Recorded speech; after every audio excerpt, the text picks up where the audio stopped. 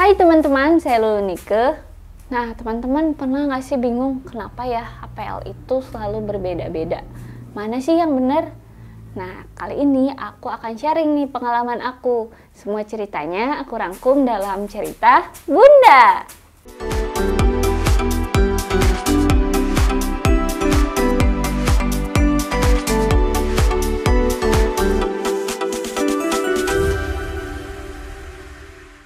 Bunda pernah bingung gak sih, kok pas ke dokter HPL-nya beda-beda ya? Kenapa ya bisa kayak gitu? Nah, itu pengalaman aku juga ya Bun ya, waktu hamil anak pertama. Jadi aku nggak paham kenapa kok kayak gitu ya. Atau kenapa ya misalnya Bunda itu haid di tanggal 1 gitu ya, di tanggal 1 terus bunda-bunda berhubungannya di akhir bulan misalnya atau di pertengahan bulan, tapi kok pas dicek ke dokter hamilnya udah 2 bulan misalnya gitu, kok nggak sesuai ya misalnya kayak gitu. Nah itu kenapa ya Bun kira-kira gitu. Nah ternyata ya Bun ya, setelah aku pelajarin itu tuh perhitungan HPHT-nya tidak tepat biasanya. Jadi ketika aku juga dulu kan nggak begitu paham ya Bun ya. Jadi ketika misalnya nih di bulan Agustus hari pertama haid itu tanggal 1 sampai tanggal 7. Nah ketika kita ke dokter, kita nanya nih Bun ya, ditanya kan biasanya sama dokternya atau sama susternya, biasanya ditanya, Bu, hari pertama haidnya di tanggal berapa? Nah kita tuh jawabnya di tanggal 7, padahal salah. Harusnya ketika kita ditanya seperti itu, HPHT-nya tanggal berapa, maka hari pertama haid adalah hari pertama kita dapat haid, bukan hari terakhir kita dapat haid gitu. Jadi yang ditanyakan, kalau misalnya kita haidnya di tanggal 1 sampai tanggal 7, maka HPHT kita adalah hari pertama haid, yaitu di tanggal 1-nya gitu ya Bun perhitungannya. Nah terus kenapa nih Bun misalkan kita haidnya di tanggal 1 sampai tanggal 7, lalu misalkan kita berhubungannya itu misalnya di tanggal 15, tanggal pertengahan gitu ya. Nah ketika kita cek ke dokter ya, di sini di September tanggal 30 misalkan babynya tuh usianya sudah 2 bulan, ternyata kok 2 bulan ya, padahal kan kita misalnya berhubungannya itu baru tanggal 15 misalnya kayak gitu ya Bun ya, harusnya belum sampai 2 bulan dong babynya kayak gitu.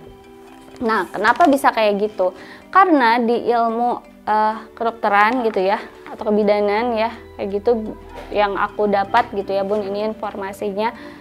Semuanya itu dihitung tetap dari HPHT di tanggal 1. Kenapa? Karena ketika kita haid itu ya, saluran telur itu sudah memproduksi sel telur yang baru gitu. Jadi saluran telur yang baru ini akan berjalan melalui tuba Fallopi dan dia akan terus berjalan sampai sperma masuk.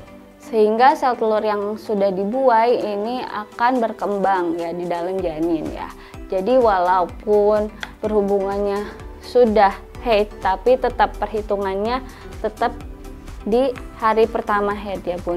Nah yang kedua ya Bun, selain dari HPHT dilihat juga dari perkembangan bayinya ya. Jadi waktu pas anak pertama itu walaupun aku sering nih nulis hari pas haidnya tuh di bulan 1 dari tanggal berapa sampai tanggal berapa, terus di bulan 2 dari tanggal berapa sampai tanggal berapa gitu kan. Jadi kan tetap kelihatan kan ya usia bayinya, karena benar-benar aku tulis gitu, benar-benar aku catat gitu ya. Pas aku hari pertama haid itu hari keberapa gitu ya. Nah, tapi setelah di USG lagi biasanya beda-beda nih karena perkembangan bayinya cepat ya. Jadi ketika dilihat dari HPHT Bun ya, ini perkiraan bayinya itu di 30 minggu. Pas di USG sepertinya ini bukan 30 minggu tapi sudah 32 atau 33 minggu. Nah itu bisa juga Bun kayak gitu, karena perkembangan bayinya bisa jadi lebih cepat kayak gitu. Jadi ketika kita melalui HPL gitu ya, waktu itu pas anak aku yang pertama, dia 36 minggu udah keluar, udah lahir gitu. Karena dilihat lagi Bun ketika USG sama dokternya, dilihat plasentanya bagaimana gitu kan, terus dilihat perkembangan janinnya, dilihat juga air ketubannya masih cukup atau enggak gitu. Biasanya kalau misalnya udah air ketubannya udah mulai berkurang nih, dokternya akan bilang, oh ini kayaknya bentar lagi bakalan lahir nih, udah memprediksi tuh dokternya. Terus dilihat lagi plasentanya udah hijau gitu kan, atau memang masih bagus, nanti bisa dilihat kayak gitu. Jadi kalau misalnya kira-kira si bayi itu memang ukurannya sudah sesuai, terus ketubannya juga misalnya sudah mulai berkurang, itu memang harus dilahirkan gitu ya, udah siap dilahirkan gitu. Bahkan kalau misalnya bunda-bunda udah mulai kontraksi, itu biasanya sudah mendekati HPL tuh, walaupun bunda-bunda usia kandungannya itu belum 39 minggu gitu. Jadi untuk perkiraan hari lahir juga ya biasanya itu rata-rata di 37 minggu sampai dengan 41 minggu kan Bun. Tapi ada juga beberapa yang melahirkan tuh kurang dari 37 minggu. Kayak misalnya baby aku tuh waktu pas pertama dia lahir di usia 36 minggu Bun. Cuman ya karena berat badannya juga cukup gitu kan, dan pas di USG yang lain-lainnya pun cukup gitu kan, ya udah nggak apa-apa gitu, nggak masalah gitu. Karena walaupun menurut HPHT itu 36 minggu, tapi menurut USG itu udah masuk 38 minggu gitu. Sebenarnya nggak masalah sih ya Bun ya, yang penting kan bayinya sehat gitu. Oke bunda-bunda, itu tadi pengalaman aku ya, mudah-mudahan bermanfaat buat bunda-bunda semua nih yang sebentar lagi akan melahirkan.